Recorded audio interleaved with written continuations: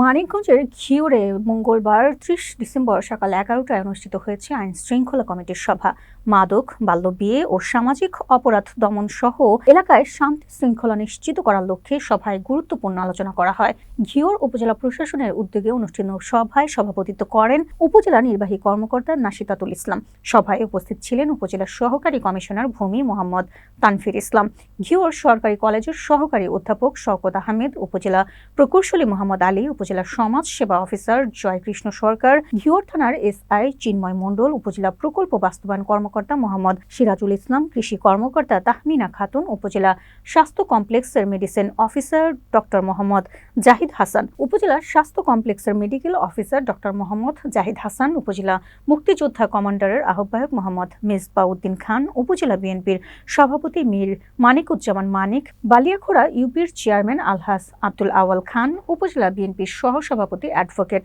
আব্দুল আলিম খান মনোয়ার এবং বিভিন্ন দপ্তরের কর্মকর্তা ও কর্মচারীবৃন্দ, উপজেলার নির্বাহী কর্মকর্তা নাশিতাতুল ইসলাম সভায় সকলকে মাদক, বাল্যবিয়ে, আইন শৃঙ্খলা রক্ষার বিভিন্ন অভিযান সহ সচেতনতা বৃদ্ধি ও ঐক্যবদ্ধভাবে কাজ করার আহ্বান জানান। সভায় অংশগ্রহণকারীরা মানিকগঞ্জের ঘিওর উপজেলায় শান্তি শৃঙ্খলায় এবং সামাজিক সমস্যা দমন করার লক্ষ্যে সমন্বিতভাবে কাজ করার দৃঢ় প্রতিশ্রুতি ব্যক্ত করেন।